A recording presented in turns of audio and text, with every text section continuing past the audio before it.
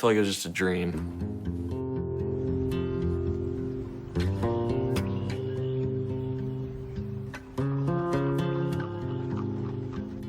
And for weeks it did. It felt like I'd wake up and I'd just think, did I dream that accident?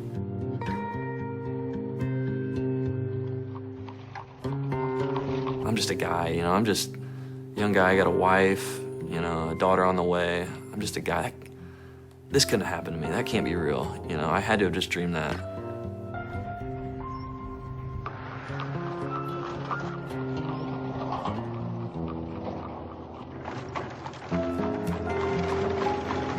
Memories, you know, what you saw that day, you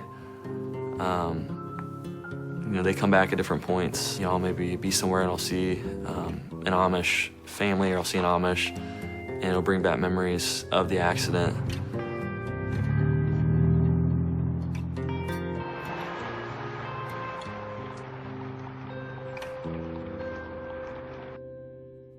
This was the last text message I sent before I caused an accident that killed 3 people.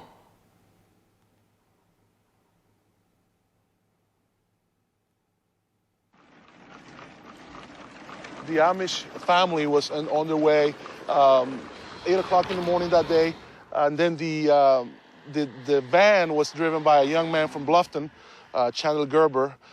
He was on the way to a job. He cleaned carpets at the time,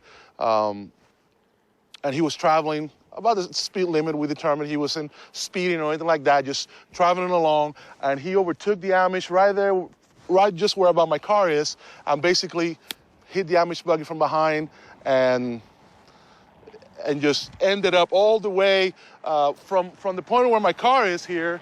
It's about 400 feet, 430 feet where he ended up, where the van ended up. I was heading east, right into the sunrise, driving along. As I was driving, I was texting back and forth with my wife. I was texting, and I think I was reading a text back at the time of the accident, because I remember driving and like my head just snapped up when I saw, you know, the windshield just glass broke and screeching, and my head, you know, it happened in about a second. I mean, I had 1,000 thoughts going through my mind. As I started coming to a stop, I saw, you know, a body come down from off the top of the van. And I just thought, oh my gosh, what have I done? What have I done? And I realized, you know, I had hit something, and I realized it was an Amish buggy. I jumped out of the van, totally silent outside the van. At that second in time, there was nobody else coming or going. I walked around back, and I looked in the ditch, and there was bodies just laying there. I mean, it was just silent. It was just quiet. The only sound I heard, the only thing I saw moving was the horse. It was severely wounded. It was just kind of moving around on the ground a little bit. I remember the mother was laying, I believe it was face down on her hands and knees, like she had been sitting on a chair. And it just, like, the force just hit her, and she just didn't have time to move. You know, she was just sitting in that same position on the ground.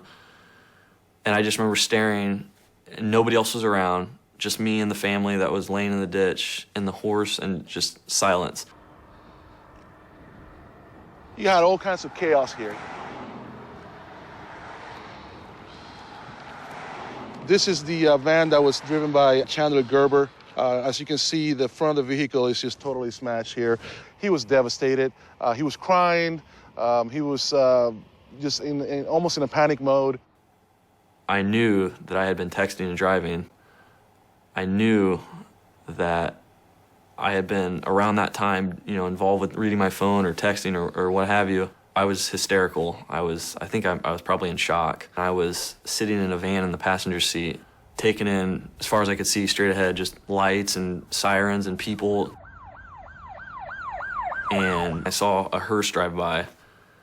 And so right then, I just had this sinking feeling that there was at least one dead person. They took two young children. It was a 3-year-old and a 5-year-old. They took a 17-year-old son. I saw the youngest of the children, 3-year-old Enos.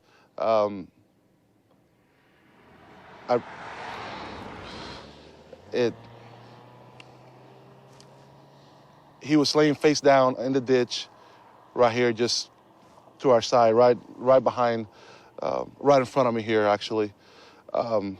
He looked like he was asleep until we rolled him over, and we saw the injuries to his face, injuries to his legs, looked like they were both broken. It was very devastating.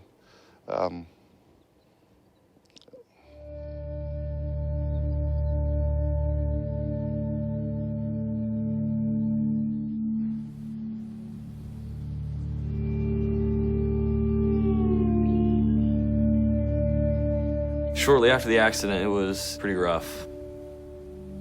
A lot of tears, a lot of, why did this happen?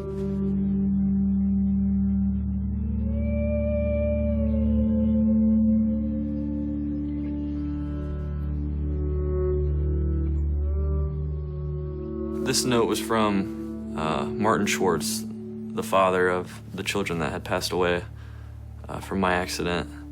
It says, "Dear ones, trusting in God's ways, how does this find you? Hope all in good health and in good cheer. Around here, we're all on the go and try to make the best we can. I always wonder if we take enough time with our children. Wishing you the best with your little one in the unknown future. I think of you often. Keep looking up. God is always there. Sincerely, Martin and Mary Schwartz."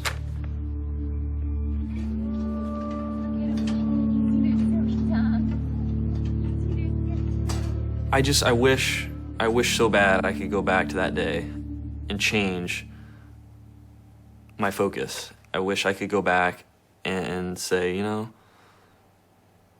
I can do these texts when I get to my stop, you know, when I get there. I don't have to do this right now while I'm driving. You know, there's just nothing that important. But at that point, you know, it was just, you know, oh, I can text and drive. It's no big deal. And it is a big deal. Please don't do it. Please don't ever text and drive. It's life. You get one chance, and you live with the choices you make.